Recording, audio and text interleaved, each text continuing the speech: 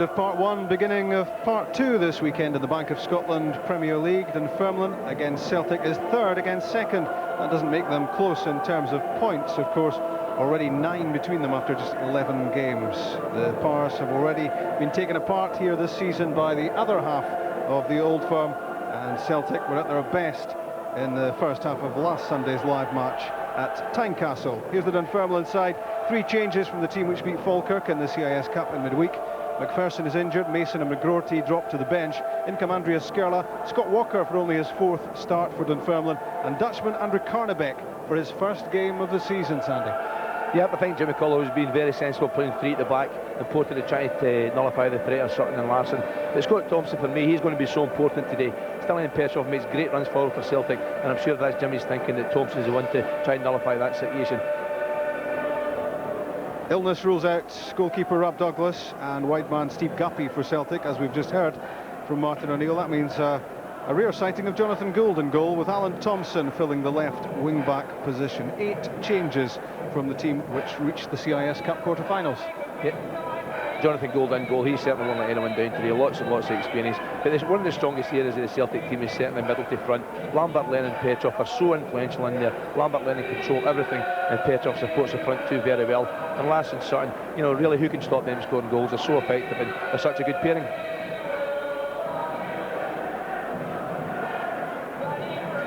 And Dougie MacDonald, just passing through the frame there, is the match referee at East End Park.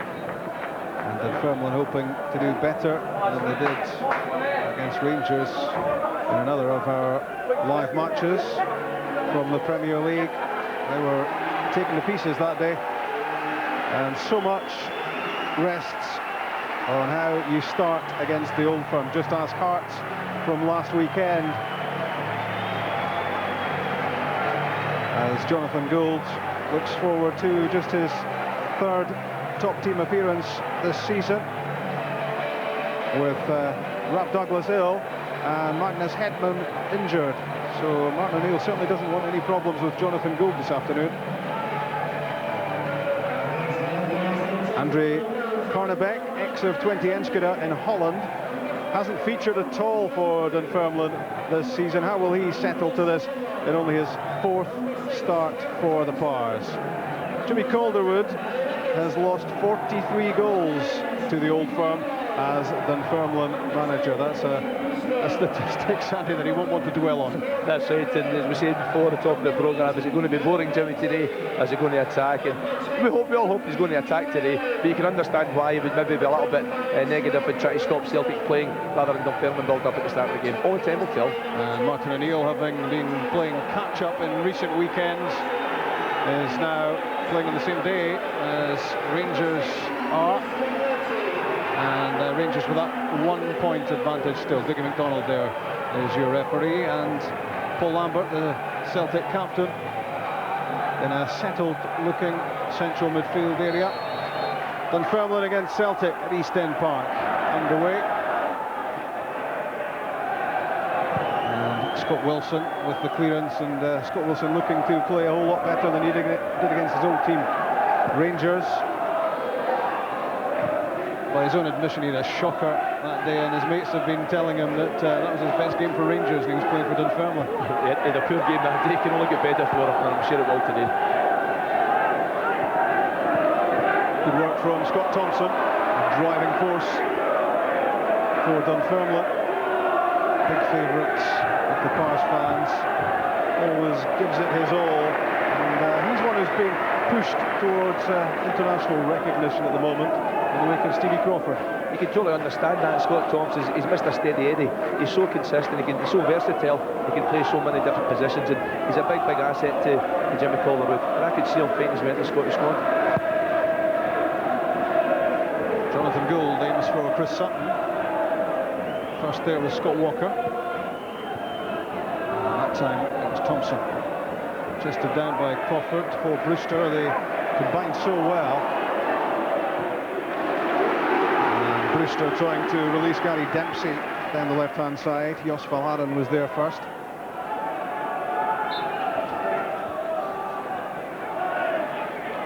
The blonde Karnebeek. The throw-in dropping over the shoulder of Craig Brewster. It was always going to be a pretty awkward one to divert into the 6-yard box. 5 goals for Brewster. Just 11 starts for Dunfermline. And so much involved in setting things up as well.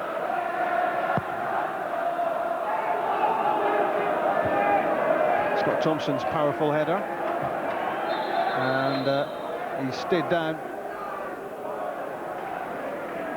Just a 50-50 challenge on Scott Thompson and Stan Petrov. Thompson certainly won the ball.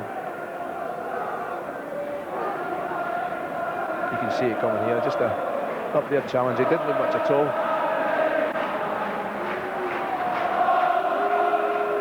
I know Chick's got Gus McPherson sitting alongside him, sadly not out on the pitch, but obviously Chick, the opening stage is crucial for Dunfermline. Yeah, well, Gus, of course, out with an ankle injury, hope to be back next week. We're just saying in this, Gus, that vital opening stages for Dunfermline, isn't it? It's important we don't concede a goal early. In previous Old Firm games, we've conceded early and given ourselves a mountain to climb, so we're going to try and keep it tight early doors. Do you think you have a wee psychological problem when you play the Old Firm? No, we just concede too many goals. Answer that question, Rob. Simple as that. Thanks, Gus. Trying to keep Gus involved in the game. Maybe sitting in the touchline, but Chick not in much peace.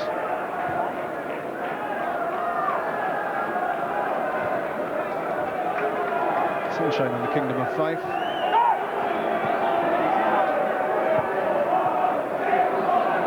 Lennon. And still in Petrov.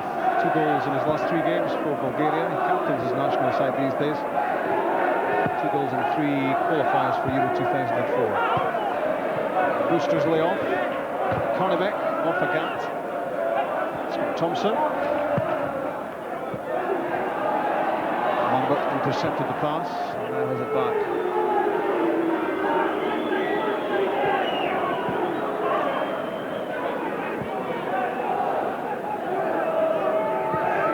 Larsson, down the line for him at Larsson, and back with Ruitenbeek, who was so impressive in the live match here against Rangers, and he still had to pick the ball out of the net 6 times. An incredible day. That was Skerla doing the defending, and he could well be lining up against Scotland in the Euro qualifiers, Lithuania. I'm just looking at the way Dunfermline are playing, Rob. Skerla certainly man-marking Larsson, and Scott Walker's taking Sutton, and Stirling Petrov has been marked by Scott Thompson. So Jimmy Cullerwood's made it quite clear he's trying to stop those 3 players playing.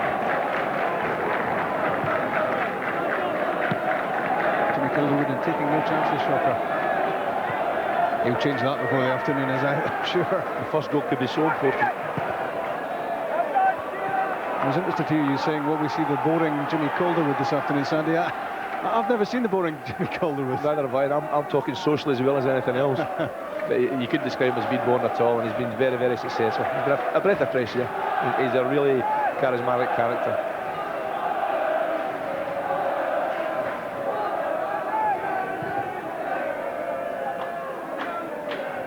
Lee Bullen the target. That was Brewster against Balde. An arm was used. Free kick for Dunfermline against the Guinea international.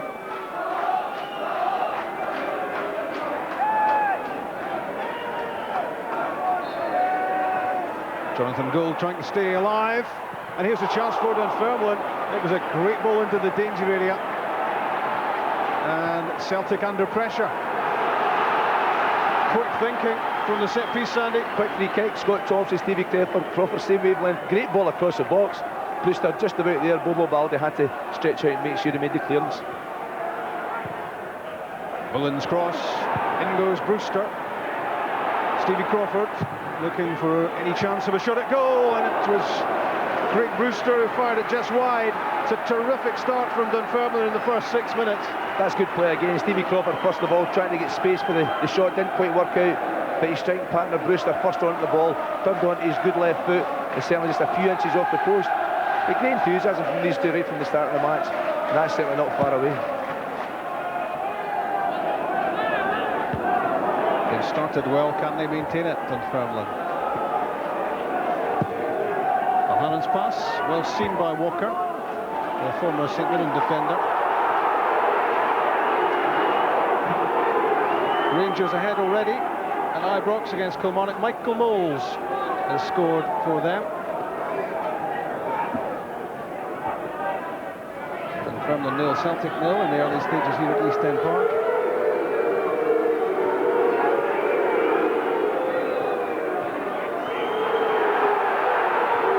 Lambert, Sutton, Paul Lambert again. Good link up between the two, and the defending wasn't bad either. That was well done by Scott Wilson.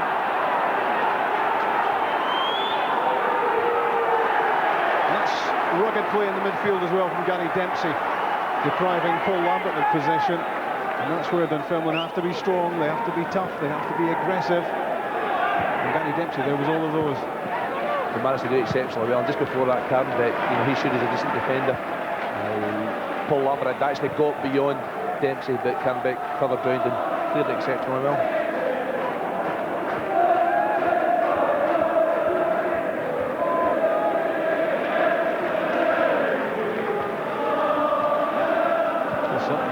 Dropping very deep to pick up possession from Balde. Now still in Petrov, stretching out to try to prod the ball into the path of Agathe. Hoping that that had taken a deflection, but it's a goal kick. Good play from Petrov. He actually got beyond Scott Thompson there. Scott Thompson, if he's going to do that job, he's got to be really positive at it. Still a bit unfortunate not to get the corner kick.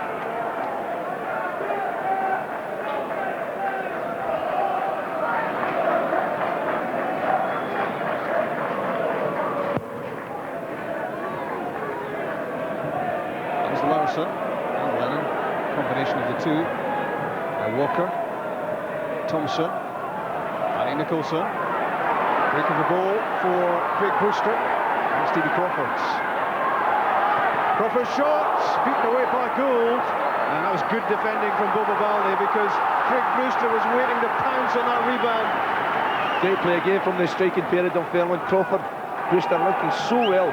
Stevie Crawford will always want to have a goal, turn Laursen one way and then another, and a good save from Jonathan Gould, and covered well by Balde.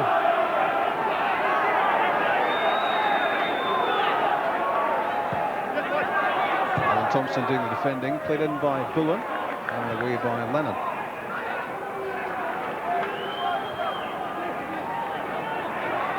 Bullen again, works it on to Thompson. Bullen's cross, and Balde doing a lot of important defending for Celtic at the moment. Karnebeek shot, and Lennon had a swing at it, and that could have gone anywhere. Went behind for a corner as it was. It shows the confidence Dunfermline have in the part of the game. Karnebeek really shouldn't hit it from there, but you have a go sometimes, you get a break, and you certainly won the corner kick. They have a bit of height here, Dunfermline, for the corner kick. Balde there for Celtic though. Dempsey fires it wide. Barry Nicholson back on the ball. In on the half volley. And again Balde. That was decisive. Gary Dempsey trying to force his way through. And Craig Brewster didn't really catch the shot, but what a start by Dunfermline. It's been a great start. We're saying boring Dunfermline. I don't think so today. They've been very, very positive. Dempsey there fighting for the ball, and Craig Brewster again picking up that loose ball just in that area, just off the front. He'll eventually get one or two on target.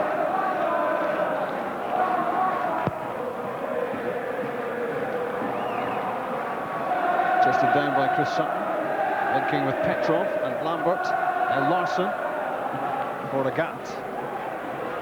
Great change of direction, beats Karnebeek, in from Agathe, and Chris Sutton had a great chance to score. It's great play from Celtic down the right hand side. Agathe just basically walking back past Karnebeek there, a great ball across the box, and Chris Sutton so unfortunate just off target at the back post. But you see that you can't take Celtic for granted for 1 second. They're under a little bit of pressure at the back end, and suddenly they're driving forward and always look dangerous. I wonder if Chris Sutton had missed that completely, whether Alan Thompson might have just tucked it in because he'd made a good run in behind the main striker. Larsson's knocked down. That's a good challenge from Thompson. They look to be in the favour of Bullen there.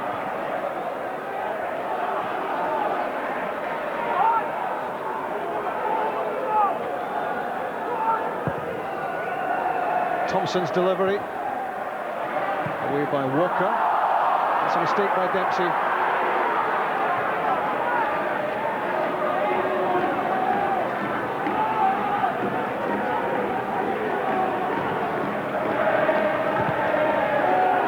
Long ball for Balde, and that's no problem at all for Scott Wilson.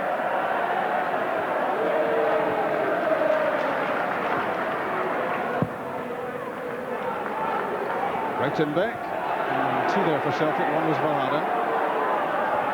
Lambert has given it away, and the hustling tactics from Dunfermline are working here.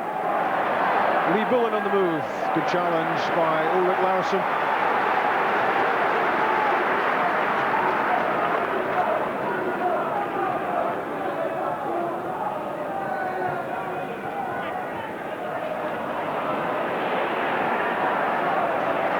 Thompson, advantage being played, chance for Lee Bullen to set something up, out off Laursen. Chick. A bit of activity in the dugouts, Rob. Martin O'Neill getting a bit excited about his midfield. In fact, despite the cold here at East End Park, he's taking his jacket off, so he's warming to the task. Wants his midfield to be tighter, and Jimmy getting a bit excited. Jimmy Calderwood about his goalkeeper, Martin Ruitenbeek, to come and command the area a bit more is what he wants.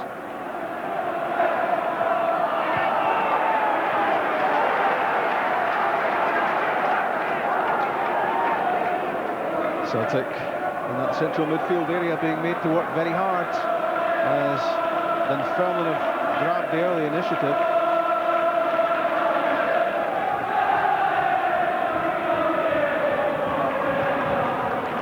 Thompson clears. There's Dempsey. Petrov for Sutton. Jimmy Calderwood's actually got his tactics spot on today. They're basically matched up against Celtic all over the park, and they're working very, very hard.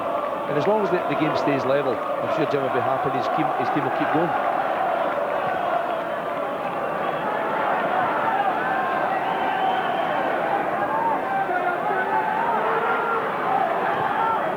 Lennon. And Sutton trying to turn Wilson, but the former Rangers defender did well. And Dunfermline looking strong all over the pitch and looking to have the right sort of mental strength about the lead as well, Sandy. Well, they've got lots of confidence in the way they started the game, and that's the best thing you can have in football. The one concern for me would be, did he Agathe against Karnebeek? I think that if Agathe gets 1v1, he'll cause him problems.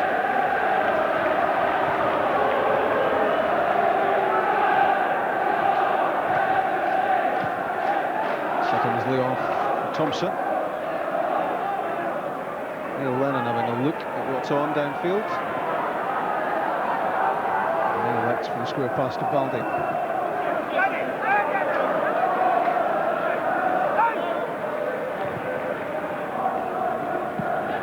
Larsson. Good effort from Henrik Larsson. His first of the match and right on target. That's a fabulous effort. Just kind of yard or two of space, 25 yards out, so a magnificent shot, and Marco Ruitenbeek had to be in the top of his form, on his toes, to make sure that one didn't enter the net.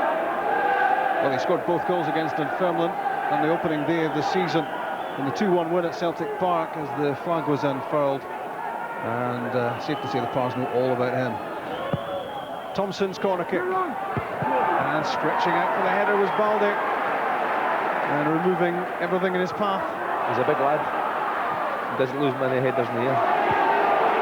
Stevie Crawford peels out wide to pick up possession and switches flanks and finds Bullen. Thompson had to shift that quickly, and under no great pressure. Dunfermline making mistakes in defence. They don't want to do that. They did it against Rangers and they were punished badly in the opening stages. But there certainly seems to be much greater confidence about the side opening up here. They've had a great start, lots of confidence, and they're willing to try and pass the ball from the back as well. Chick and Gus. I think must be happy with the way the Dunfermline have started here. Started very well, and when we set out a stall not to concede an early goal, we've done that. A nervous moment there when Henrik Larsson on the ball. I felt you tackle me actually. No, Henrik can do that. You've really got to keep your eye on him, but it's a shot from distance and the keeper's dealt with it. So far so good, Rob. In the 17th minute, Dunfermline 0, Celtic 0, live from BBC Scotland. Rangers one up against Kilmarnock. Agathe moving at pace, and that's good anticipation to cut out the cutback.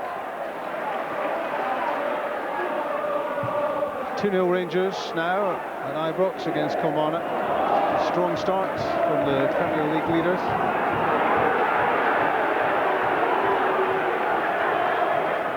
Man of the match numbers as ever, 0900 10 225, or by text 07736 600 600. You could win a DVD player or a signed shirt if your choice agrees with Sandy's.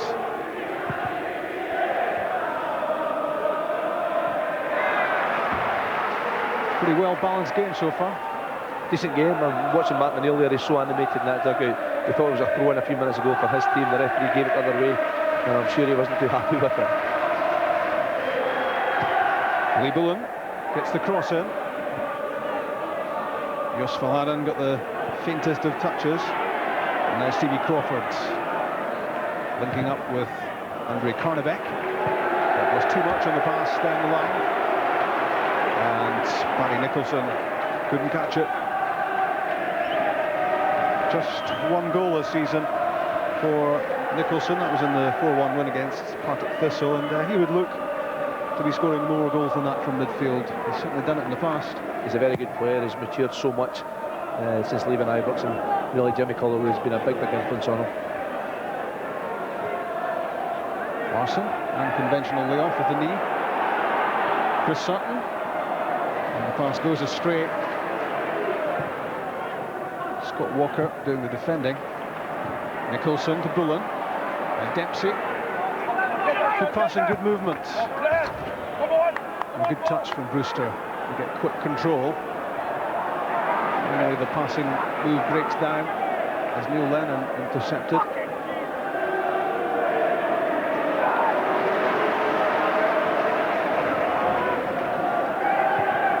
Dunfermline know whatever happens here, they'll still be in third place in the Premier League. Hearts having lost yesterday and home to Dundee. Petrov's pass into the feet of Larsson. Back from Sutton to Lennon. And Valgaeren pushing forwards. Agathe supplies the width.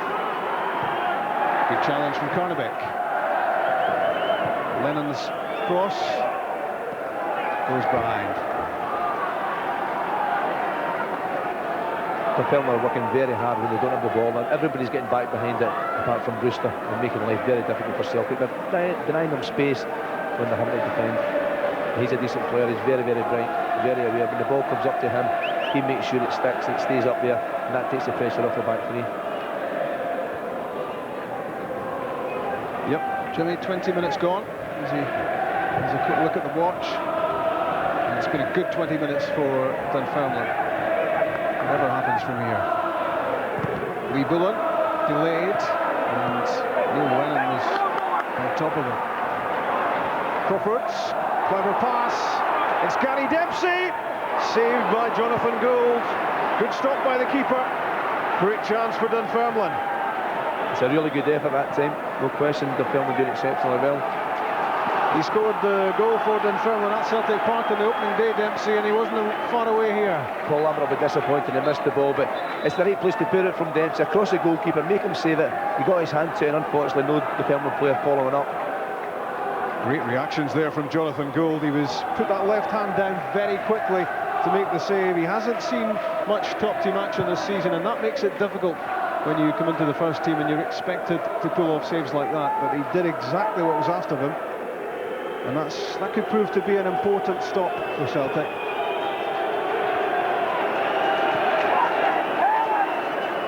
Good pass from Crawford, good effort from Dempsey, but Paul Lambert will be alarmed at the way he allowed the ball to go under his boot.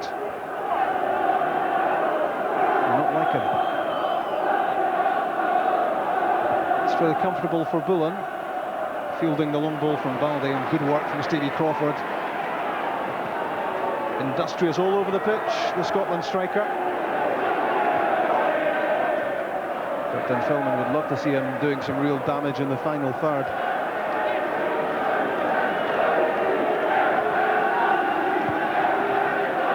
Larsson's pass. Larsson doing the running. Mopped up really calmly by Dunfermline. Ruitenbeek for Brewster. Trying to knock it down for Nicholson. Lennon was there. Hey, Lennon screaming for a pass from Valgaeren.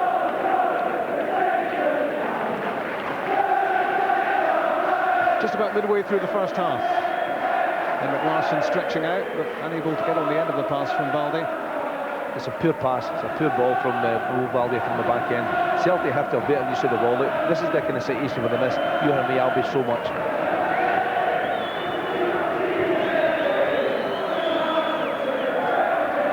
Upcoming matches, well, they don't come much bigger than the UEFA Cup tie, the Battle of Britain. Celtic against Blackburn, Thursday night, Halloween. Be with us from 8 o'clock. First of two legs. The UEFA Cup thriller. Scott Walker here, just tumbling Chris Sutton. Certainly a free kick.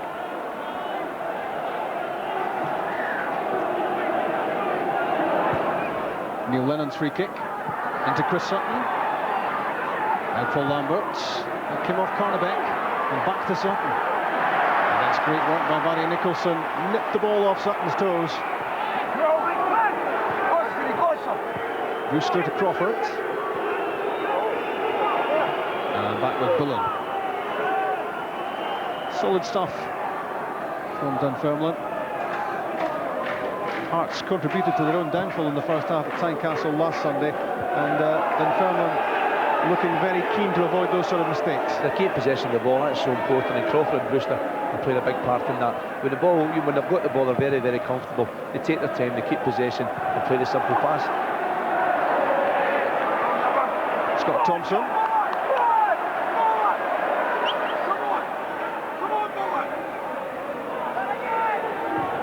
Crawford, Bullen, and quickly infield for Nicholson.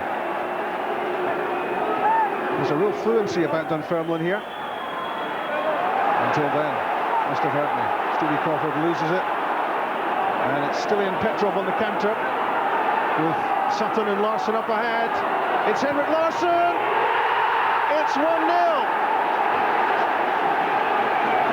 Just when it looked as if Celtic were suffering, they hit the front. They'll probably be so disappointed, but great play from Henrik Larsson. Just that yard of space. Tottenham fell on the break. Scott Thompson away forward. Petrov picking up the ball from Crawford, playing it through to Larsson. That's a great finish. 11 goals in his last 5 games for Celtic. That's phenomenal, and that makes it 12. He scored twice against Dunfermline in the opening day, and another one as the championship contenders, the defending champions, ahead at East End Park.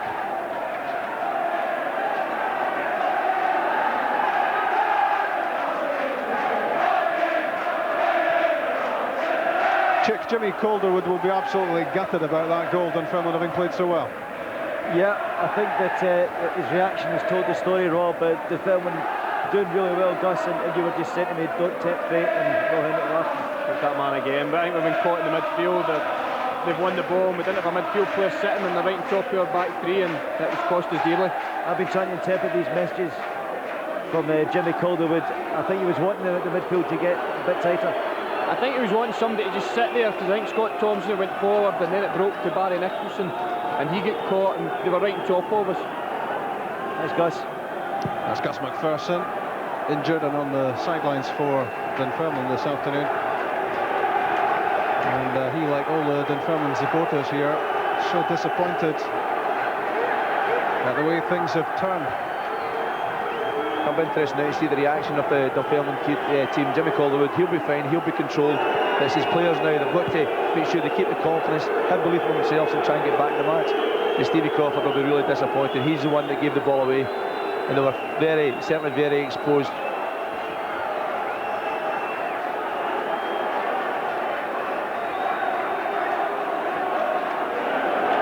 So suddenly Celtic in the driving seat.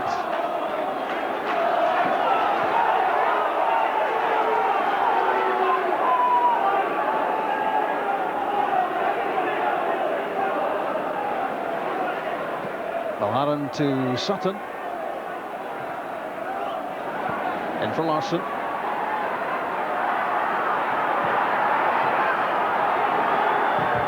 Petrov's cross comes cannoning back off Scott Wilson, who shut him down quickly. Agathe trying to flick it on for Lennon.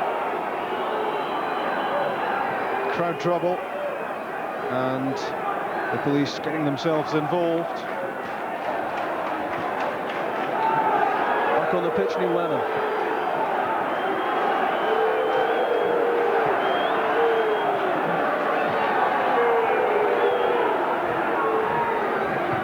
Celtic now looking a lot more comfortable after that opening goal. Bullen.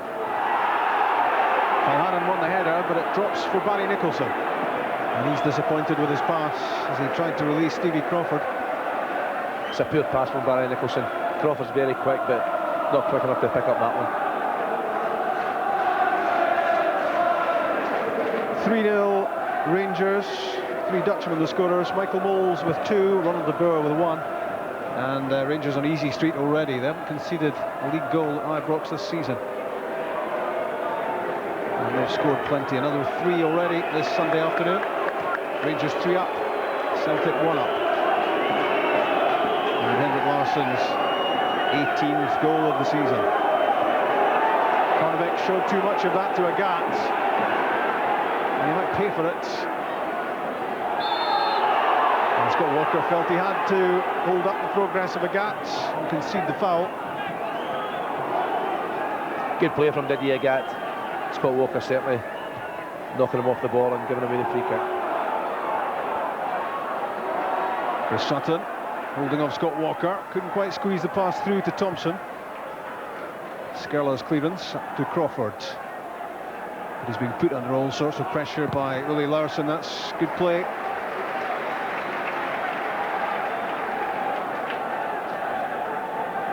"26 times capped for Denmark's under-21s. Laursen, the former Hibs defender, still hasn't made the breakthrough to the senior Danish side, but there's plenty of competition to get into that setup, as we saw when they played Scotland recently.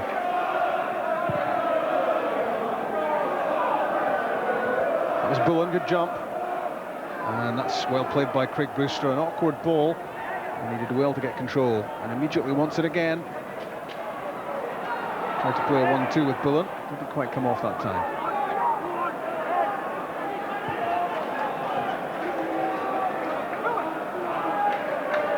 Balde, the middleman, in the Celtic back three.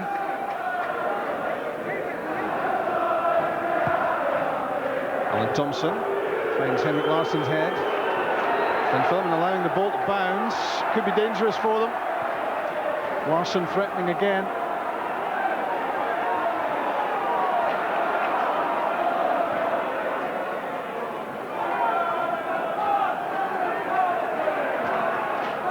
Lambert to Agathe. Terrific pace and power from Agathe.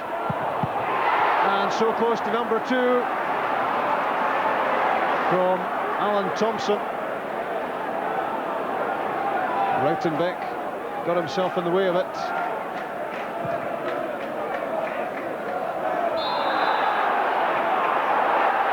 Free kick given against Brewster. Great play here from Didier Agathe. He's certainly got the beating of the left wing back there, and a great ball across goal. Alan Thompson was going wide anyway. The Ruitenbeek certainly got a touch to it. His weaker foot is his right foot. Scored twice in 5 starts this season, Thompson, and not far away from a 3rd goal. Again, the man of the match numbers. We can take part by telephone or text.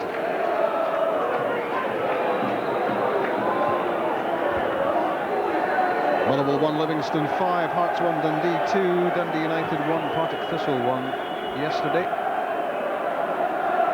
Today, as far as the top of the table goes, Rangers 3, Kilmarnock 0, and Dunfermline 0, Celtic 1. Henrik Larsson's tally up to 18 for the season. Alan Thompson shot! 2-0! absolute cracker from Thompson, and Ruitenbeek barely saw it. That's fabulous. Alan Thompson, we've seen his right foot, wasn't very good, but what a left foot, what a drive that is. Connected exceptionally well, foot right through the ball. Great pace, power in the shot. Ends up in the back of the net. I think he got his fingertips to it, Marco Ruitenbeek. But there was no way he was going to keep this out off the outside of Thompson's left foot. And it was always heading into that far corner. 2-0 Celtic.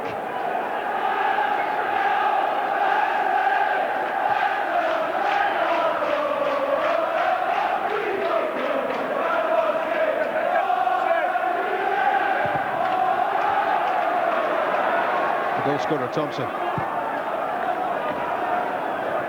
The other Thompson, Scott Thompson of Dunfermline.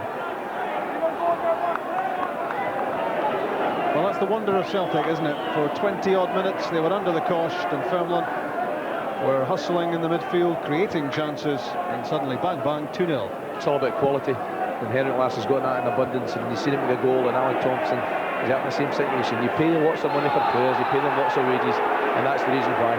When they produce, it's all worthwhile. A wonder strike from Thompson, and there he is doing the tough stuff in the midfield as well. Foul against him.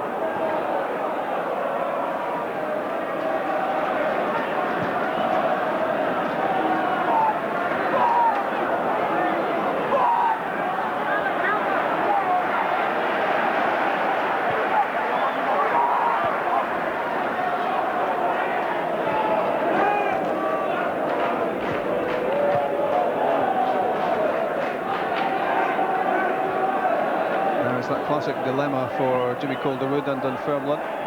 Does he try to limit the further damage from Celtic, or does he have a go and try and get the goal back, and in the belief that Dunfermline can salvage something from this? The next goal will certainly be very important, and Jimmy Calderwood's right, he's got a big decision to make. He says play the same way and sit back and try to deny them space, or does he open up a little bit and expose the back three?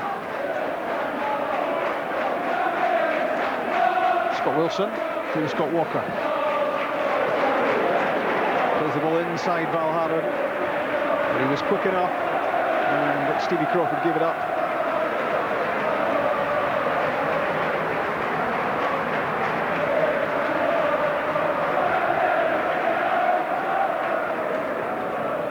He's on a hot streak, Crawford. Not just the streaks in his hair, but he's on a hot scoring streak with 10 for Dunfermline this season, 2 for Scotland.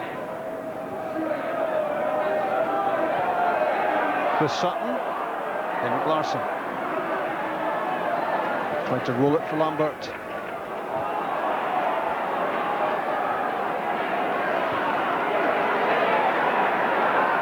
Celtic now winning the battles all over the pitch. Dunfermline having had the upper hand early on. Lambert picking out Agathe's run in field. Can't keep it though. And Gary Dempsey for Dunfermline to Bullen.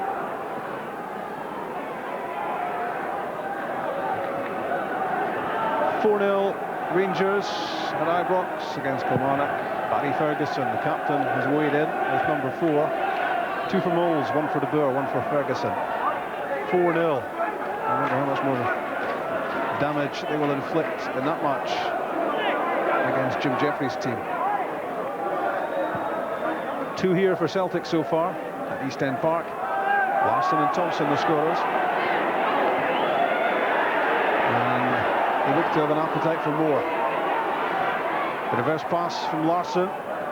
It's well played by Scott Thompson, closing out the threat of Petrov that time. Dempsey's pass to Bullen.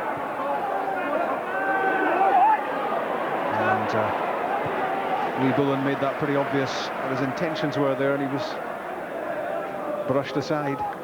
The film are now giving the ball away so cheaply. They have to keep possession, start to make passes again, and try to build the confidence back up. 2 goals in 7 minutes, changing the whole complexion here at East End Park. On 24 minutes it was Larsson, and on 31 Alan Thompson. And Celtic very much in the box seat.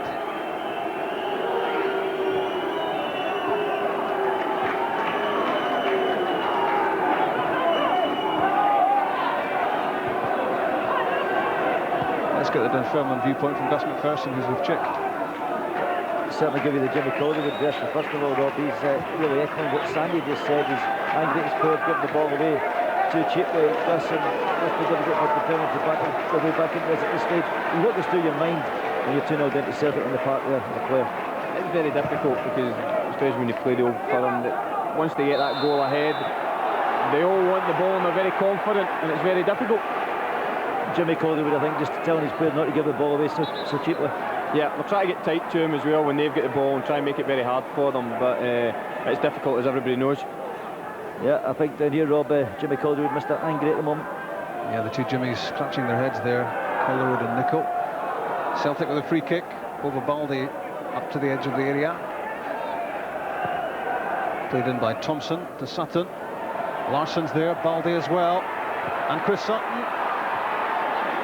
Balde with a fresh air shot in the end as Dunfermline took desperate measures to get the ball away. Larsson did well to win that aerial tussle, although free kick was given against him and Brewster hurt. I thought it was a 50-50. I've got to say that two players, two big guys going for the ball, yeah, I don't think that's a free kick. In fact, I think that's a throw-in. Dougie McDonald was indicating a free kick, but I think that's just about right. Karnebeek plays the 1-2 with Dempsey. And there's a good challenge from Paul Lambert to win possession in a crucial area as Dempsey was trying to line himself up for a shot. Larsson for Sutton, chance for number 3. Terrific chance for number 3. It should have been. Chris Sutton will be so disappointed. Great play again from Celtic. The difference now, they're winning every 50-50 challenge, and what a great ball from Henrik Larsson. Great run from Sutton, keeping himself on side, and really he's got to hit the target. He'll be so disappointed. Chris Sutton warming up for the UEFA Cup meeting with his old team, Blackburn Rovers, and he would love to have stuck that one in the corner, and most people's money would have been on that happening against Marco Ruitenbeek. 8 goals this season. Chris Sutton scored the opener at Tynecastle last Sunday after just 3 minutes.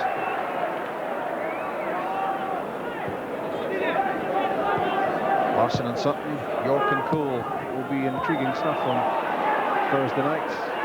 All sorts of battles around the pitch.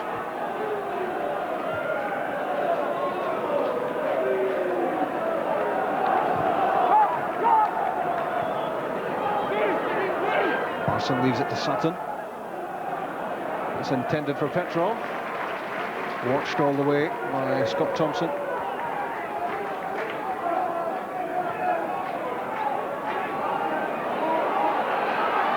Larsson again, so menacing.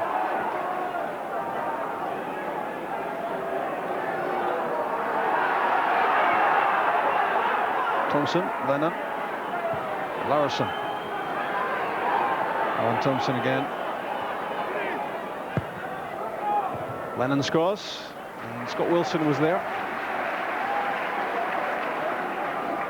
In fact, it was Scott Walker.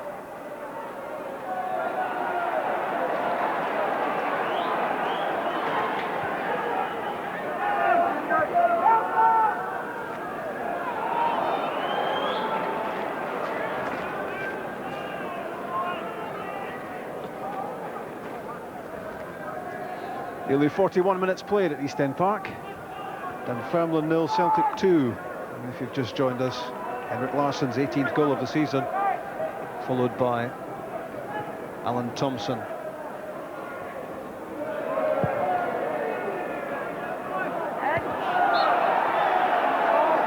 little nudge by Thompson on Bullen when the ball was in the air. Free kick.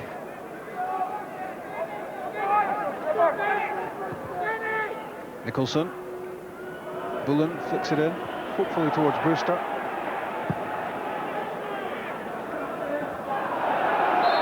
But it's all fizzled out, hasn't it, for Dunfermline? Latterly, after such a great start. It has, there's no question. But I've got to say, we mentioned Craig Brewster early in the game, back to goal, how well he holds the ball up.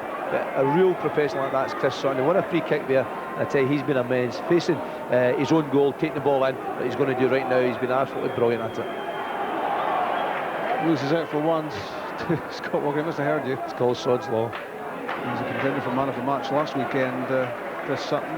The award went to Paul Lambert, but Sutton really is in prime form. He seems to be injury-free at the moment. Injuries dogged him at times in his Celtic career, but he's in a rich vein of form, and he and Larsson looking very strong up front. I think they've got to be. They've got the threat of John Hartson sitting on the bench.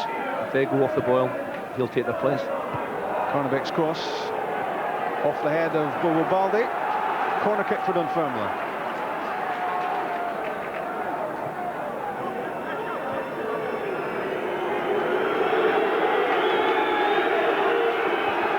You think back to Jonathan Gould's save from Gary Dempsey early on in the match, and we wondered at the time how important that might be from Gould, and it certainly turned out to be a possible turning point.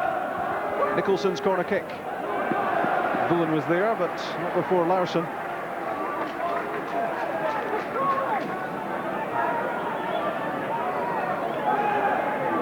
Dunfermline would love to think they could pull a goal back before the half-time interval. Here's Gary Dempsey.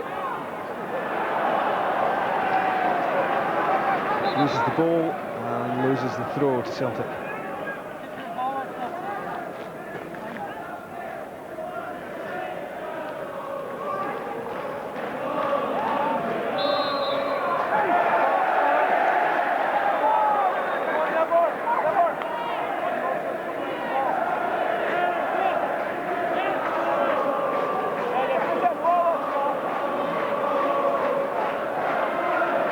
Bullen up to the edge of the penalty box alongside Craig Brewster.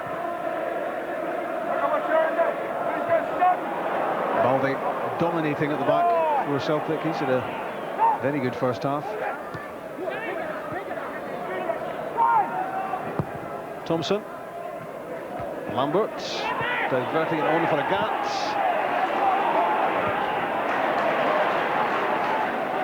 Karnebeek flung himself into the challenge.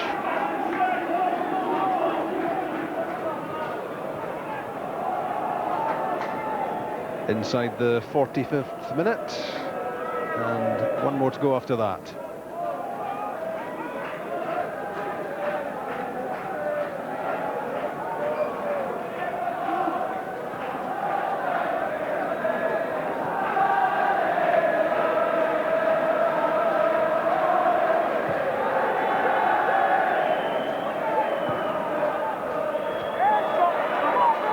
That was well won by Scott Walker.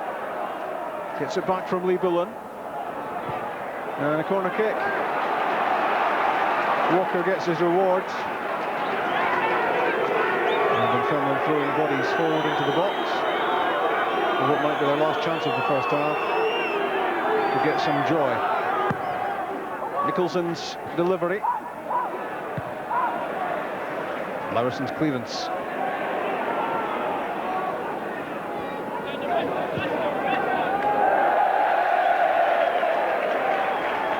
Yep, I think they're ready for the half-time team talk. Yep, they need that now, but Celtic, to their credit, they're working so hard. They're putting Dunfermline under a lot of pressure now. No easy passes for them. And Scott Thompson, he's an important figure for Dunfermline if they're to battle their way back in. He gives up nothing. And they can't afford to give it up at this stage, because if they lose heart, Celtic will pull them to pieces.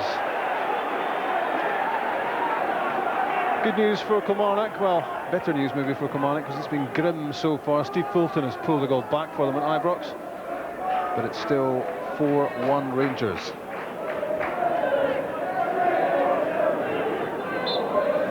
Last action surely of the first half this.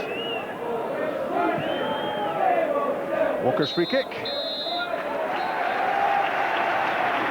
And a first half of two halves at Dunfermline. The home team were so good in the opening stages, but how many times has Henrik Larsson changed the script? He ripped it up and started again with a terrific bit of finishing, and Alan Thompson scored the second for Celtic. Chris Sutton outstanding in the first half, but it was Thompson who got the goal. Let's hear from Jimmy Nicholson. Jimmy, Dunfermline were playing so well for so long there. You must have been happy at the start of it. Well, we were happy with the start, like you said, Chuck, but the goals again, That's what happens when you play Celtic. If you give these fellas too much room, then they punish you. So we're disappointed, but I'll have to see what he's going to do in the second half, the manager. Do you feel the players' heads went down maybe a bit? Fast is going to be cheap, weren't they? Well, you get a wee bit discouraged when you start off well and then you lose a goal as easy as we did. Being 2 down, that's going to be difficult. But we've got to go out and have a go at them. Don't give them so much time to ball the second half. Thanks, Jimmy. Quality counts. Celtic have it by the bucket load, and that's why Dunfermline are trailing 2-0 halfway through this match. You've just seen the action. Henrik Larsson taking advantage of some pretty sloppy defending, putting aside the contribution of Marco Ruitenbeek. No one really got near him as he passed the ball into the net for the opening goal, and there was quality written all over that left foot strike by Alan Thompson, which made it 2-0. Don't forget, of course, the save by Jonathan Gould earlier on, which kept out Gary Dempsey, and an opening period of play from Dunfermline, which was impressive, Sandy, but no cutting edge. Well, we're very unfortunate. Jonathan Gould, as you said, had that excellent save from Dempsey, and Stevie Crawford had a really good ball across the box as well. So that's the only bit that was missing in the early part. It didn't put the ball in the net. Let's hear from Tom Boyd. We normally do. Tommy, that must be another very satisfying first 45 minutes for Celtic. Yeah, eventually, obviously, Dunfermline were the better side the early part of the game. Had a couple of chances, but I think they took control later on and scored some good goals there. Yeah, Henrik Larsson, I think Murdo at half-time was suggesting Ruitenbeek might have been to blame, but I think you feel Larsson's finishing. Oh, actually, keeper had no chance, try to, decide where Henrik's going to put the ball was very difficult, and just the calmness of Henrik's put it in the bottom corner of the net, but great finish, and Alan Thompson was another great finish as well. Expect Celtic to add goals in the second half? Well, we got to, that's what we want to see. Thanks, Tommy.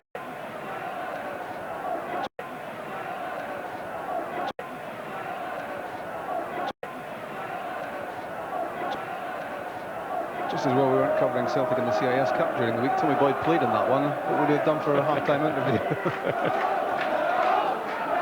Dunfermline against Celtic underway in the second half. The home team 2 down. Will it get worse for them? It's Walker stretching for the header. Sutton didn't catch the shot. And Marco Ruitenbeek comes to collect.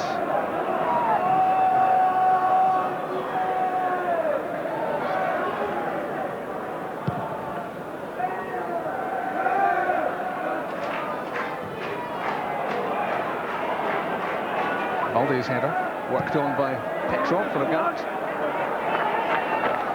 Karnebeek launches it downfield.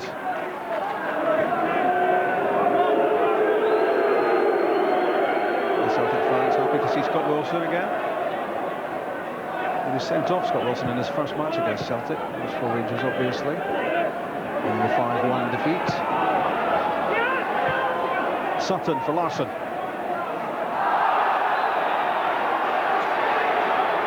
Scott Walker holds his arms wide in innocence.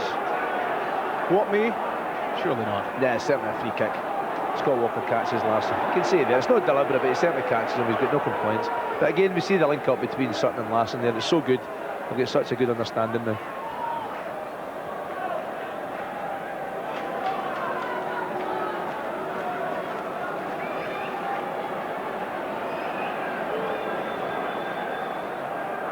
Certainly not out of range for either Sylla Petrov or Alan Thompson. It's Thompson, and it's held in the second attempt by the Dunfermline keeper, Ruitenbeek. It's a good shot. Most important thing, hit the target, make the goalkeeper save it.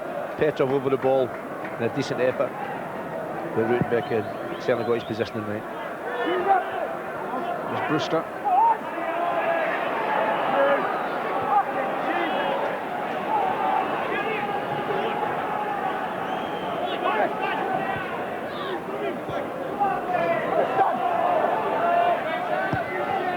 Larsson's pass intercepted by Nicholson.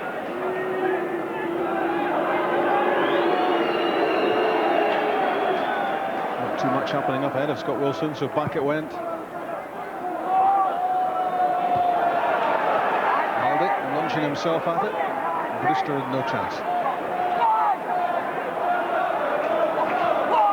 Agathe. Karnebeek did well enough. helped out by Gary Dempsey, and he was helped out by the break of the ball, which took that back to his goalkeeper.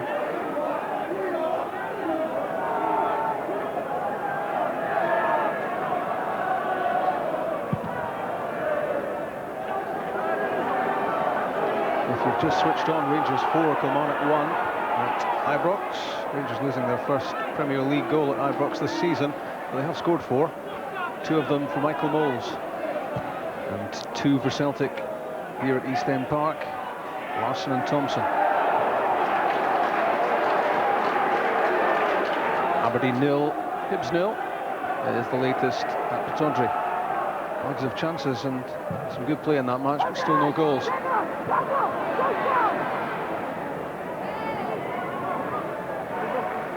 Crawford squeezed out by Valgaeren.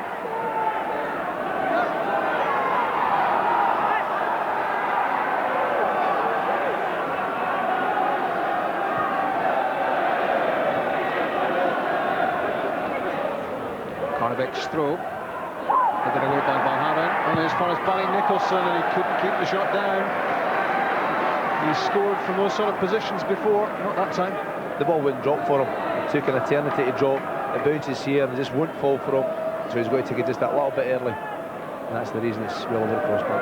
Still in Petrov as well was bringing himself in front of Nicholson to lessen the chance of the former Rangers player hitting the target.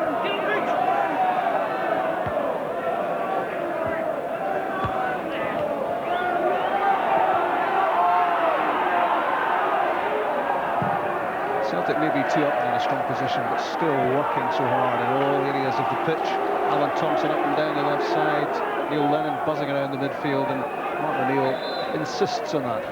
That's why they're such a good team, and that's why they're so difficult to beat. They work so hard for each other, and the manager certainly gets them motivated. There's no question. I like that. It's a really good ability throughout the team as well. Launched in by Thompson and away by Balde.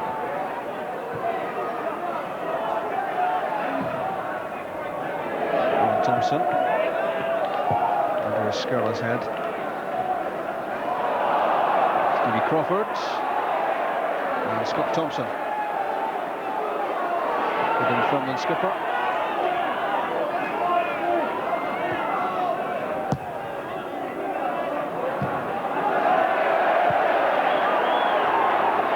Looking difficult at a shank. Well, that's once or twice he's mistimed his delivery forward. Certainly not under any pressure that time. You would expect just a little bit more quality from him. Thompson trying to spark something for Dunfermline. Crawford's header, away by Larsson. Great touch from Henrik Larsson. Australian Petrov, who fires it into the feet of Chris Sutton. Is the way off intercepted. Celtic fans reckoned it was a hand in the way.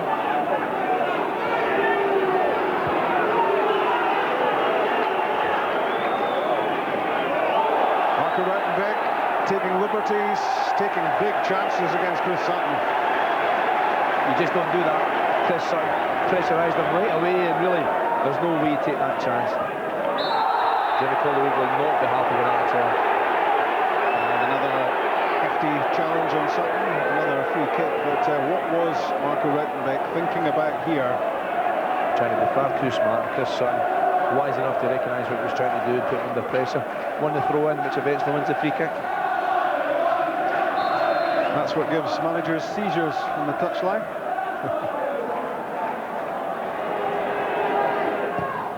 Lennon's free kick, and straight through to the keeper.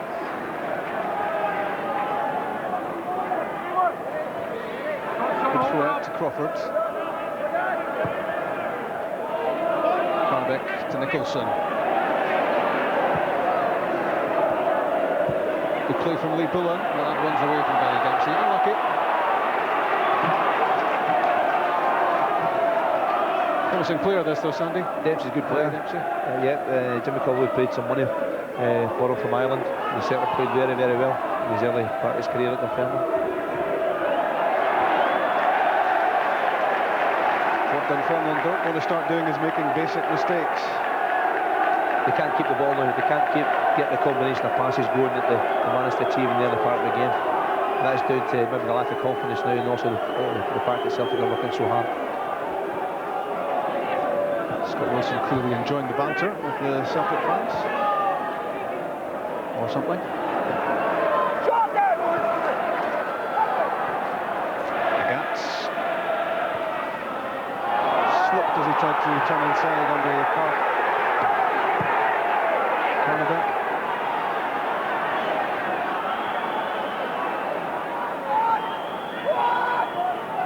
Lambert from Allen, but got away just in time to Laursen. And Larsson. Petrov. No one there.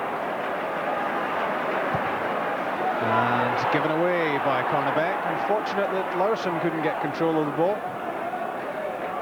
I wonder if Karnebeek's game might be over before too much longer. And a quick look at the Fairman subs, and I see Chris McGroarty's there.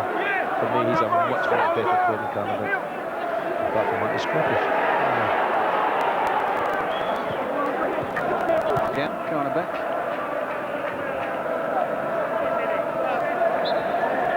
Haven't heard from Chick for a while.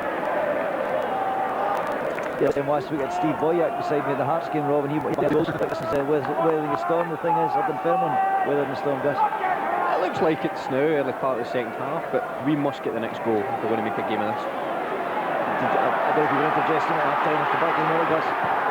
Nicholson's cross off Balde, corner kick for Dunfermline. They need a goal. Good defending from Balde eventually. Barry Nicholson picking up the loose ball. Well, it's a poor cross onto the box, but Balde getting the right position to knock it out for the corner kick. He's had a good game, Balde. Yes.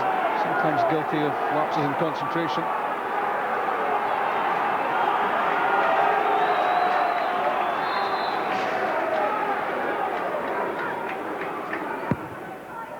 Six-2 mark for Barry Nicholson. Thompson lofts it in. Here comes Jonathan Gould. He hasn't got it. And Dunfermline have a goal back. Craig Brewster. 10 minutes into the second half. Just what the Pars wanted. Brilliant from Dunfermline's point of view. It's a corner kick knocked in.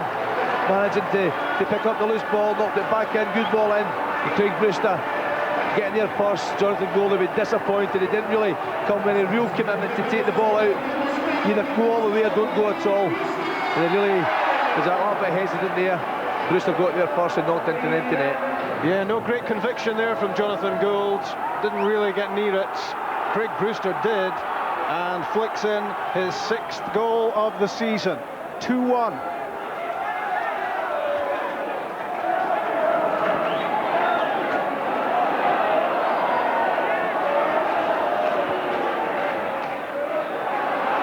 Here's Petrov. Tremendous burst into the box from the Bulgarian.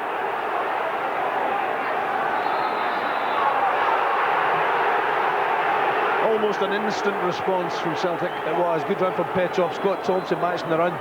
Scott Wilson also with him here. He's in between both. I don't think it's a penalty kick. I think the referee got that one spot on. Certainly a little bit of contact, but not deliberate. Spot on.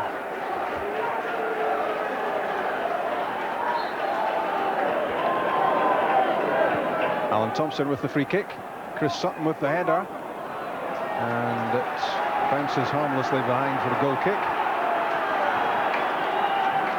Well, wonder if it's game on, Chick.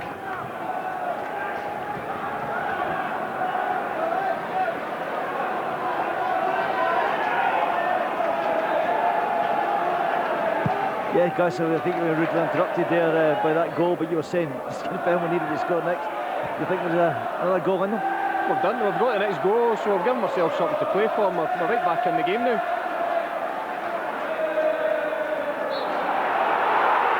Free kick given against Chris Sutton. I'm not quite sure what for.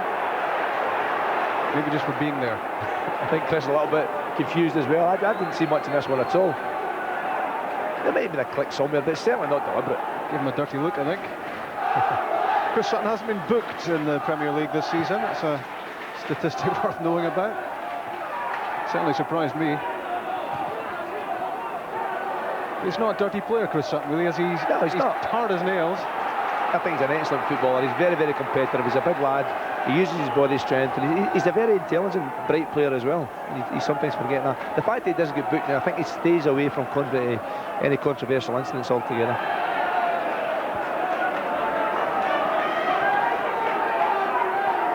A bright centre forward. Know anyone? I think he's got one or two.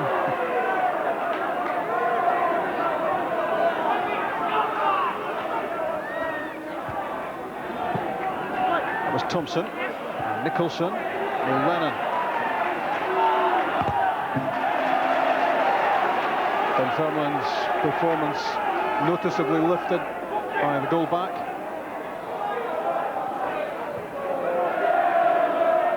We keep talking about confidence, and confidence comes from scoring goals. Dunfermline played very well at the start of the match, couldn't score. Now they'll get the goal back. It'll be really interesting to see how the next 25-30 minutes or so develops.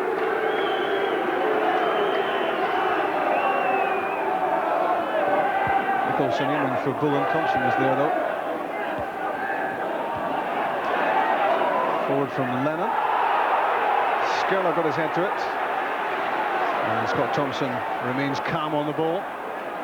But it's not quite the distribution he was looking for.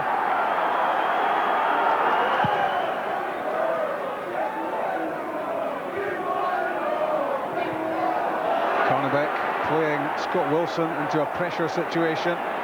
And now trying to make up for it.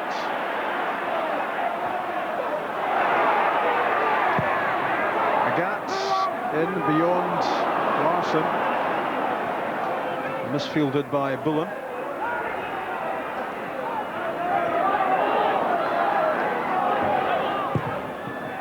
Thompson's cross. And did that take a touch off the head of Karnebeek? Yes, it did. Corner. He's looking tired, isn't he? He looks very vulnerable in that left wing back area. There's no question about that. His use of the ball is poor, and it's probably because he hasn't played a lot of games this season. And I think Jimmy Collar would. I'd be very surprised if he doesn't recognise that. Well, when Thompson looks up, you'll see Balde and Laursen and Sutton and Valgaeren all waiting. But it was Scott Walker there first. And gets it back from Stevie Crawford. That's off Valgaeren. Didn't get the ball clear. And has a second chance to do so. It's out, but at least it's away.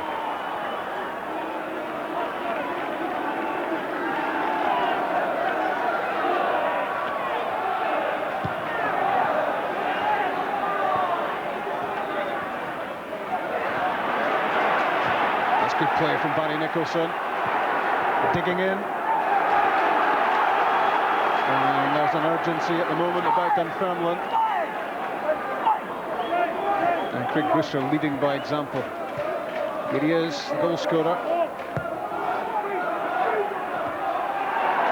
Balde towering above Dempsey. No contest. He's so poor from there, Bobo Balde. And he's got to be today because Dunfermline are certainly putting him under pressure. The last 5 minutes would be good from Dunfermline's point of view. They start to win their share of 50-50s now. In from Scott Thompson, and Lee Bullen got his head to it. Couldn't hit the target, but it was useful run into the box from Bullen. It's a good effort again.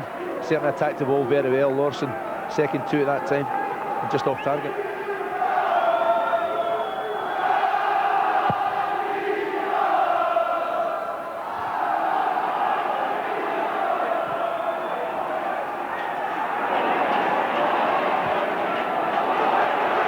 Dempsey, but it runs away from Crawford.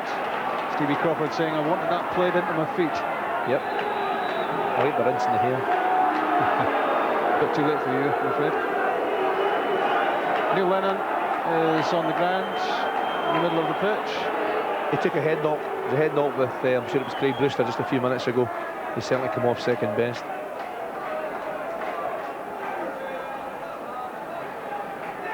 You see here is Brewster and Neil Lennon, 50-50. Craig leading with his elbow. I think it's only for balance more than anything else. He does put himself about, Craig Brewster. Martin O'Neill with his thoughts firmly on this one at the moment. But after it's over at East End Park, he will then start planning for Celtic against Blackburn in the UEFA Cup. You can see it live on BBC One Scotland Thursday night. And it's a 8:05 kickoff. Don't miss it. Promises to be a big one. First leg at Celtic Park, second leg at Ewood Park. And that's on the 14th of November. Another match you'll see live on the BBC. Don't say we're not good to you. Brewster's flick releases Crawford. Good defending from Valgaeren.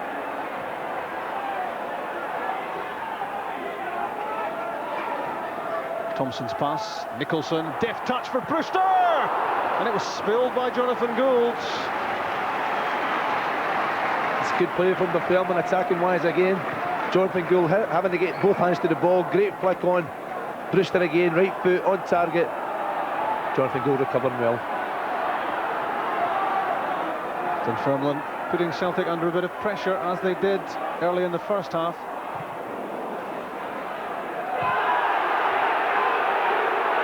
Larsson hits the deck after a challenge from Skerla. No free kick.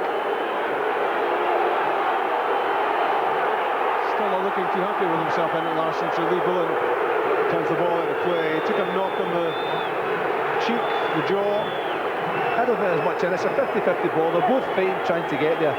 Henrik certainly come off second best that time, but I don't think it was deliberate. I think the referee's right to play on. Yeah, well, the substitution you can see about to be made. It's been we talked about it 5 minutes ago. Sandy Clark's tipped it right. It's McGroarty with it coming on, and Karnebeek is coming off. Yep, end of the match for Dutchman Karnebeek, his first game of the season, and he's found it increasingly tough against Didier Agathe. And Chris McGroarty on the pitch, who's obviously had a recent altercation with the barber. Must be something to do with being young, Rob. Well, that's good thrusting play from Barry Nicholson. And he was fouled by Neil Lennon. No question, it's a free kick, but Dunfermline now, they're starting to win more 50-50s. Brewster with Balde there, a little tangle of legs. But two big guys, no hassle there at all. Barry Nicholson winning the free kick.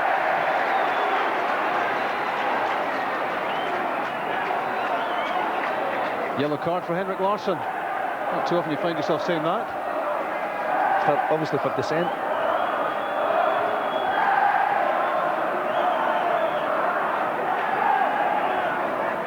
No more Mr. Nice Guy. Thompson's free kick, and that's a waste. That's poor. Jimmy Caldwell will be raging at that one. They're starting to put Celtic under a little bit of pressure. Look as if there's a possibility to get the equaliser, and really that takes the pressure right off the defenders.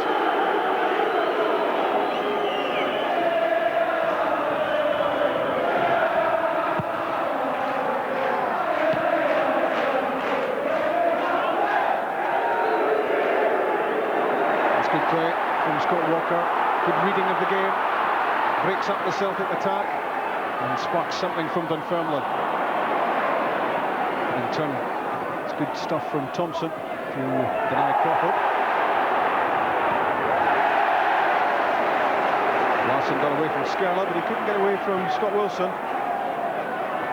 It's good play from Henrik Larsson, just his body strength. He's not going to be second best this time to Skerla. Got round him, Scott Wilson doing what he's supposed to do, covering up at the back.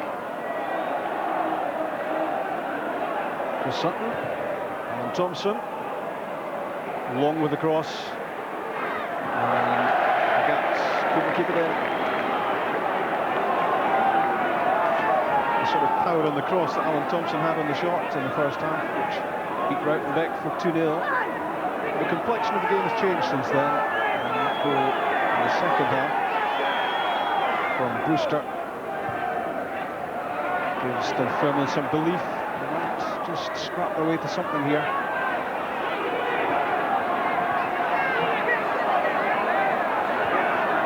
Agathe gets the better of McGroarty. It went through to Paul Lambert, who looked surprised to see the ball at his feet.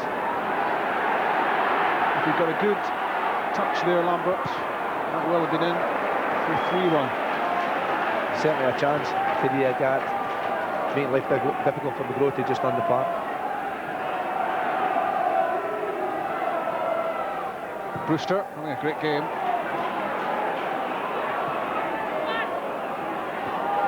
and involved again.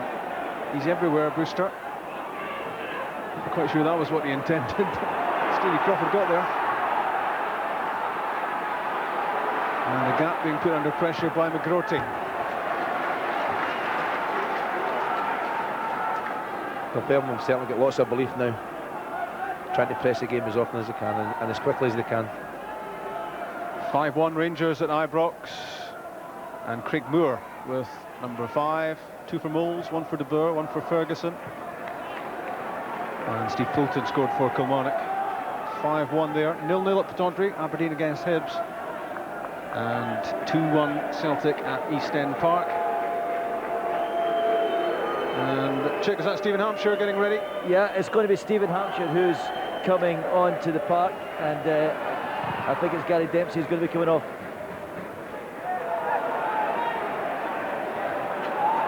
Didier Agathe having a run at Chris McGroarty.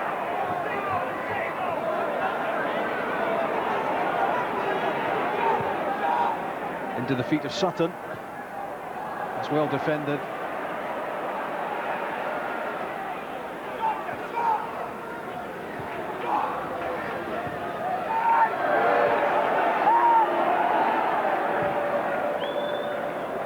Forward from Balde, away by Skerla.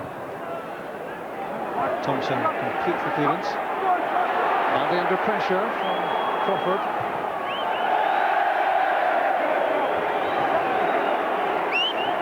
Back with Chick. Yeah, Rob, I think Gus has got an interesting suggestion as how Dunfermline might reform. There's a substitution about to be made just now, and the next time the ball goes out of play. How do you think they'll change? It looks with the change that's going to get made that he might go to his old one, the 2-4-4, and really try and put Celtic under a bit of pressure now. So the bugle being sounded from the Dunfermline dugout, Rob. Yeah. Jimmy's going to go for it. I've said that before. Entertainment guaranteed at East End Park. There's always going to be goals. It's just a question of which end. Larsson's pass, not quite right for Didier Agathe. Hibs are ahead at Pittodrie. Grant Brebner has scored the opening goal there.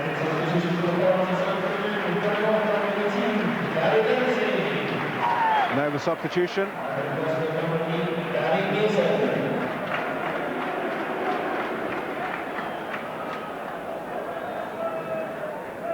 Gary Dempsey off. And I think it may be Gary Mason who's come on. A late change of heart, I think, about the substitution, Sandy. Yeah, I think so. No, it's Hampshire that's on. It is Hampshire. Yep. Yeah, certainly Hampshire. It was number 12 that was up on the clock official's board. Yeah. If somebody can tell the PA announcer Stephen Hampshire that's on. Larsson. It's the break of the ball. And not that time. It's now 6-1. Rangers at Ibrox. Barry Ferguson scored a penalty. That's his second. And Rangers running riot at home to Kilmarnock, the league leaders, and strengthening their position at the top. Although Celtic have every intention of keeping the gap at just 1 point. Gould looked to be unsure of himself there with the ball at his feet before finally clearing. A little bit of hesitation. Dunfermline were putting him under so much pressure. Stevie Crawford had absolutely no chance of getting that ball there, but was willing to put the effort in to get there, to put Gould under pressure, and it certainly worked.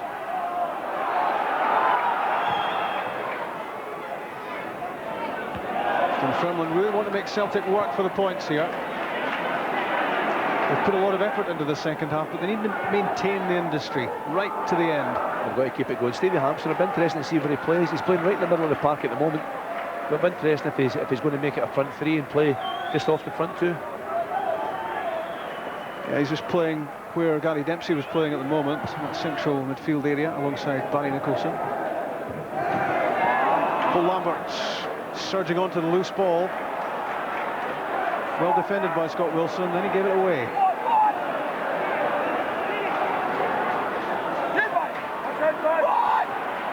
Agathe, Sutton, Lennon. Now Petrov. 20 numbers up. for Celtic if they can open up the Dunfermline defence.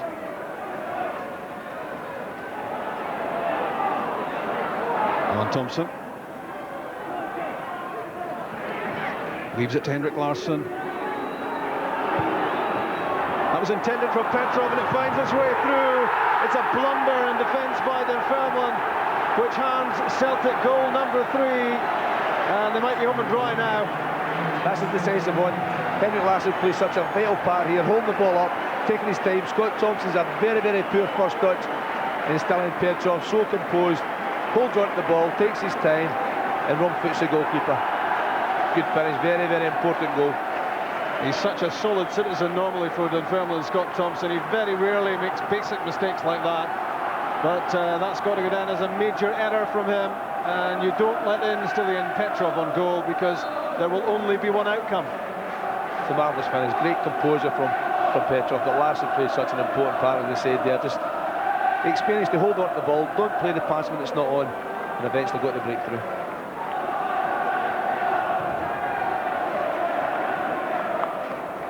That's a 4th goal of the season for Stilian Petrov.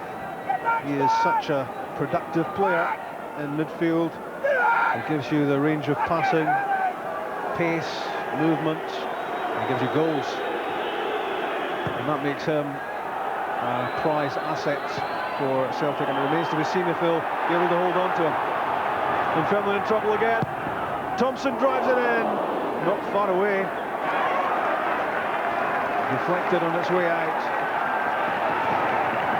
Good play from Thompson again. They picked up that loose ball coming out and fired a decent ball across the goalkeeper across the 6-yard box, just asking to get tapped in.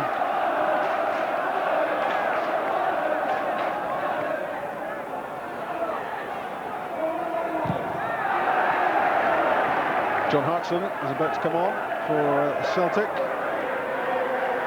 Martin O'Neill has feel that this match is pretty much won now, but I wouldn't mind another goal just to put things out of sight. And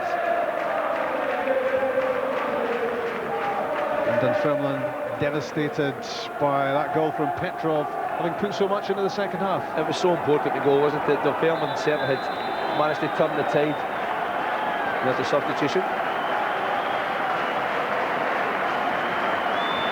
You see Larsson here is exceptional, just the way he holds on to the ball, don't be silly, don't give it away. And Petrov picked up very quickly on the mistake from Scott Thompson and sent the goalkeeper the wrong way. Happy manager. Yeah, I like that one.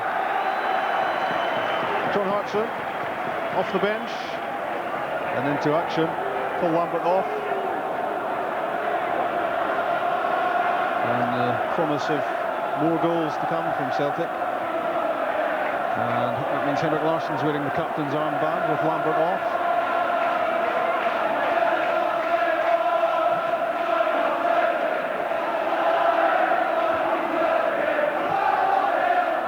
Still 15 minutes for Celtic to do more damage. 6 goals for Rangers at Ibrox. 3 goals already for Celtic at Dunfermline.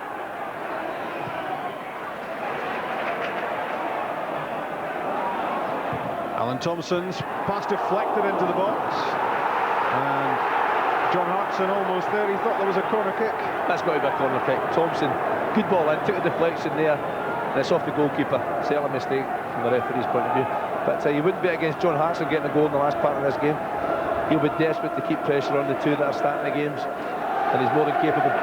He's torn between his love affair with Celtic and his desire to play regular first-team football. It's difficult for him. Key part of Mark Hughes' Welsh international side. He's a first pick there at the moment, but needs more top team action. Pleasant problem for Martin O'Neill, having to pick between Larsson and Sutton and Hartson and Maloney and Fernandez.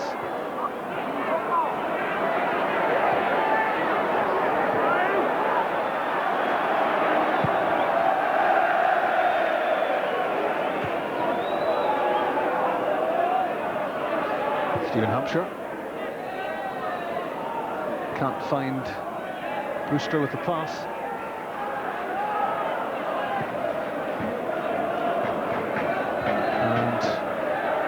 That goal from Petrov, you would imagine, has made all the difference for Celtic, and the big surprise now if Dunfermline came back. You'll get Dunfermline now, you know, there's things right out of their game completely. They've lost that drive, determination they had to get back in the game, and it's only because of the goal. It was so important.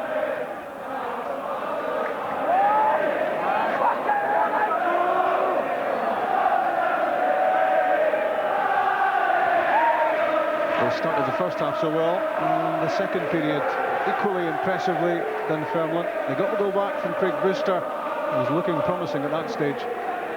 But now Celtic reopen that 2-goal advantage.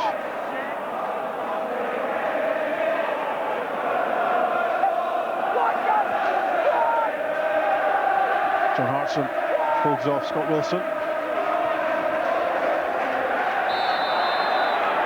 And a free kick. Last chance for man of the match, 0910 225. 07736 on text, 600 600. Thompson shot, saved by Ruitenbeek this time. Badge of power, pretty much straight at the keeper.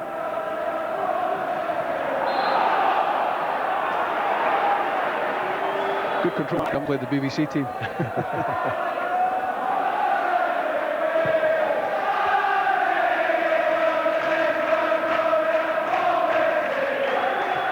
That's Bullen.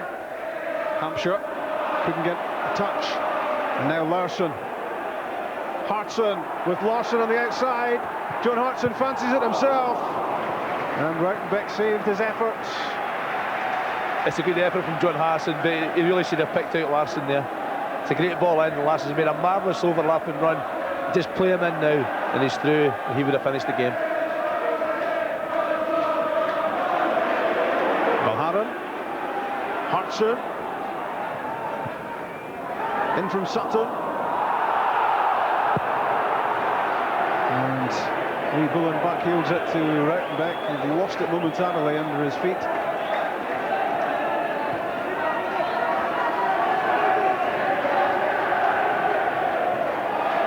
"80 minutes played at East End Park.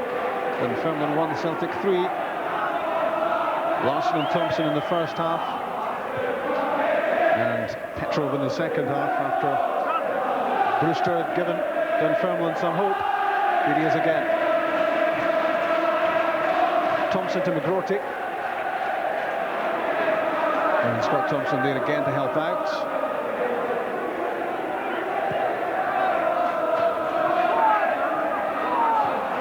Nicholson, held up by Brewster.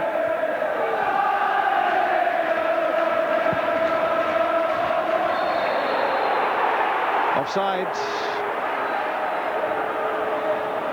They saw plenty of the ball there, Dunfermline, Sandy, but they weren't really able to do much with it. That's right, Celtic are working hard to get back behind the ball, and Lee Bullen just a little bit too early moving there. I mean, in saying that, he's very unfortunate. When the ball was played, I think he was still onside. John Hartson making a nuisance of himself to Scott Walker. So determined, John Hartson. He wants his starting place in this team.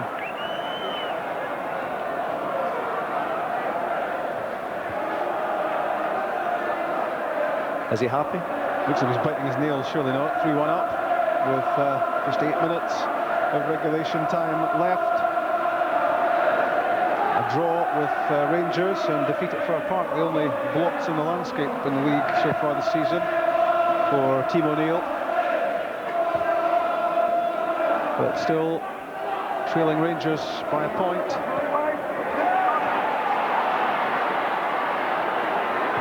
Nicholson's pass from McGroarty. Good running from the wing-back. And a corner kick. Jonathan Gould doesn't rate the decision. Sylla doesn't agree. I think that's 2 in a row that the linesman may get wrong.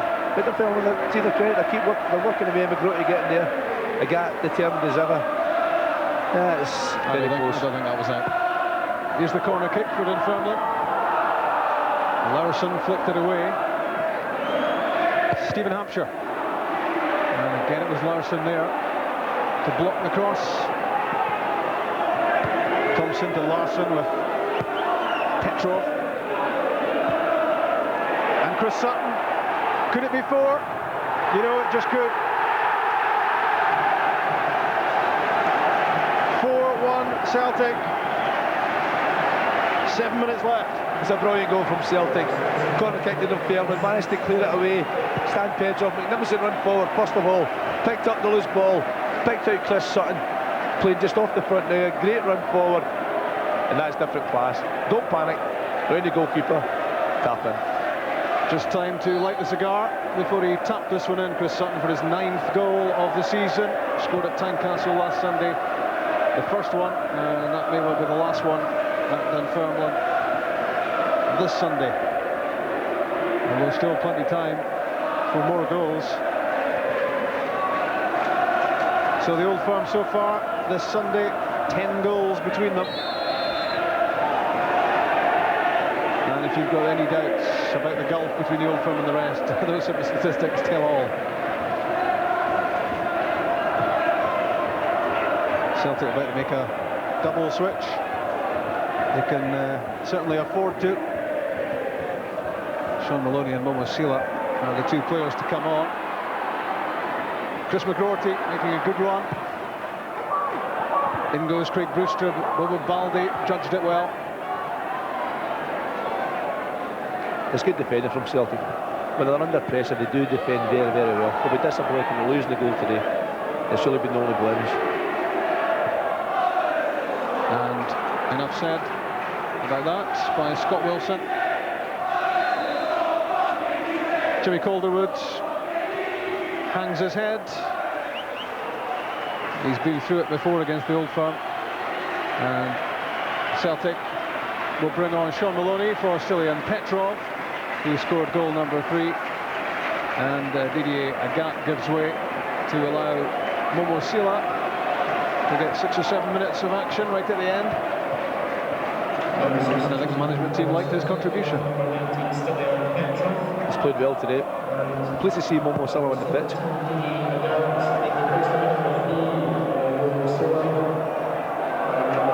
First touch for Sylla.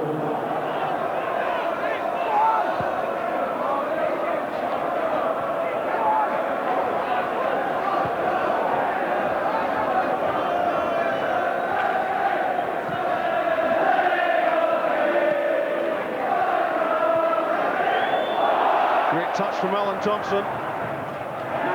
And a delicate little ball in. Scott Walker hits the ball behind, corner kick. That's great skill from Thompson. On the move, little flick, well in control. Well in the corner kick. Taken quickly.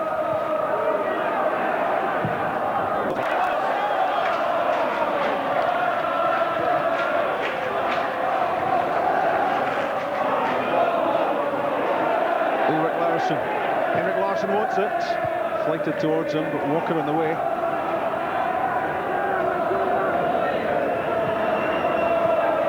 Sutton pulling the strings in midfield at the moment. Maloney to Sylla. Off McGroarty. Doesn't go behind.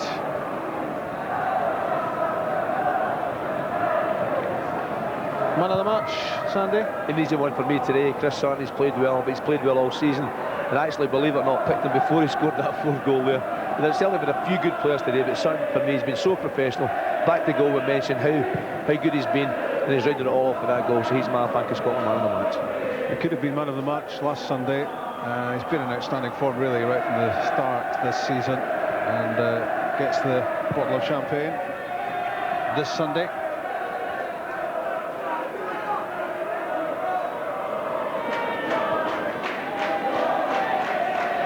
McGroarty, Crawford, back from Brewster, and nice little build-up from Dunfermline, but not a shot that was likely to beat Gould.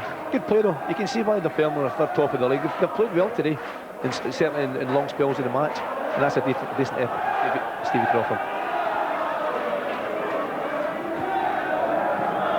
But I was speaking about the gulf, Sunday, between the Old Firm and the rest, and 10 Old Firm goals on a Sunday afternoon, quite incredible. It's incredible. There's such a big margin between those two and the rest, and the fact that they're competing so competitively, if that's the right way of putting it, at the top end of the league, means that they keep going all the time.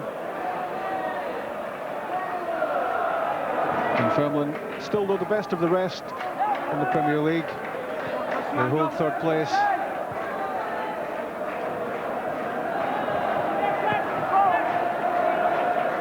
And obviously for Dunfermline the chance to get back into European competition if they can maintain this form throughout the season.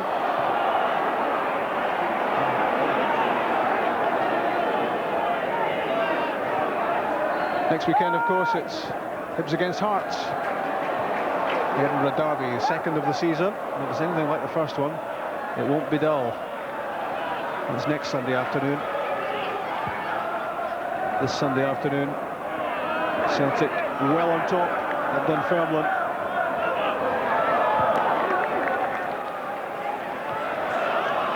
They haven't given up the title, not by a long shot. And the battle between Celtic and Rangers for the championship might go right to the wire. Certainly promises to go that way. Larsson, good shot. And John Hartson! Foiled by the inside of the post. You can't get any closer than that to scoring. So unfortunately, John Hartson. Ball still not out. Hartson might try again. Chris Sutton, he looks comfortable all over the pitch. Play him up front, play him in midfield, play him at the back. Look if he plays in goals. He looks so fit. He's been running for 90 minutes, or 89 so far. I hate to agree with your man of the match nomination, but that won't catch on. That'll make a change. And Dunfermline playing with the sort of body language now that tells you they know that the outcome is over, and all that can happen, I think, here is that Celtic, they're on the hunt for more goals with Sylla, Larsson, Sean Maloney, Sylla, not far away, that moved a long way in the air. So close. One was Sylla, very comfortable, right or left foot, tons of players there, lots of bend in the ball, and just didn't come round enough. Remember, he scored a memorable goal for your former employers against Rangers at McDermott. Remember it well. I think you were doing a Martin O'Neill on the touchline at the time, weren't you? I can't jump that high. Just takes you longer to come back down. It's all over at Ibrox. Rangers 6, Kilmarnock 1. 2 for Ferguson, 2 for Moles, De Boer and Moore. The goal scorers, Fulton for Kilmarnock. Rangers will be disappointed to have lost a league goal at Ibrox. First time it's happened this season, but I think 6 at the other end tells you something about their superiority in that match. And in the end, Celtic are strolling it here at East End Park as well. Dunfermline have at times made it difficult for them, but in the end, you can only look at that scoreline in the top corner of your screen, and 4-1 is pretty convincing. 4-1 last Sunday at Tynecastle, 4-1 at East End Park this weekend. It is consistency, and it's maintaining a high level of performance. Another 3 points, another 4 goals for Martin O'Neill's Celtic. And with Rangers winning in style at home to Kilmarnock, Celtic had to do it, and they did. 2-0 up at half-time. Craig Brewster's goal made it interesting in the second half. But Sylla and Petrov scored goal number 3. That was important. That really put it beyond Dunfermline at that point. And it was man of the match, Chris Sutton, who weighed in with the 4th and final goal for Celtic. He scored the first one last Sunday, and that was the icing on the cake for Celtic as they limbered up for the UEFA Cup tie against Sutton's old team, Blackburn Rovers, on Thursday night. Another match you can see live on the BBC. Henrik Larsson scored his 18th goal of the season, 12 goals in his last 6 games for Larsson. Crisis? You've got to be kidding. Let's hear from the man of the match, Chris Sutton, who's the trick. Chris, I'm sure you were perfectly happy with your own performance and that of the team this afternoon. Yeah, it was a good win because Dunfermline were playing well, so think it's good to get 3 points, that's the main thing. It was a convincing win, you wouldn't know this yet, convincing win for Rangers, 6-1 they beat Kilmarnock at Ibrox, so it's going to be nip and tuck all the way, isn't it? Well, we'll have to see. Rangers are a good side, we've always said that, and I can't see them dropping too many points, so we'll have to pick up as many points as we can. Allow me to be the first to turn your thoughts to a little game I'm sure you'll enjoy on Thursday at Blackburn. You'll relish going back to your old club, won't you? Yeah, no, I had 5 really happy years there. That's a tremendous club, and that'll be a very, very tough game, having them just beating Arsenal. They've got some exceptional individual players, and we'll have to be on our guard to get a good result. There's been a few changes, of course, in personnel since you were there, but you know the guys inside out. Yeah, I mean, I think all the players here watch the Premiership down south, but they're an exceptional side, and they've got players who can really hurt you. And obviously they've got a good manager, so it'll be very tough for us. That performance today again with Celtic though gave a message to Blackburn that you're really in the mood as well. Yeah, I think we were a little bit sloppy at the start, but when you've got players like Henrik in the side who can turn a game, and Tomo scored a good goal, it was good to go in 2-0. We made it a little bit hard for us in the second half, but in the end we were convincing, I thought. What about this man Hartson? It must be difficult to keep him out of the team. Yeah, no, I mean, John's always been an exceptional player in the Premiership and has come up and has scored goals. And I've always admired him as a player, and there's a lot of competition throughout all the teams, so it's going to be tough, for everybody. Great performance today, Chris. Bank of Scotland champion. What was yours? Thanks a lot. Thank you. Cheers, pal.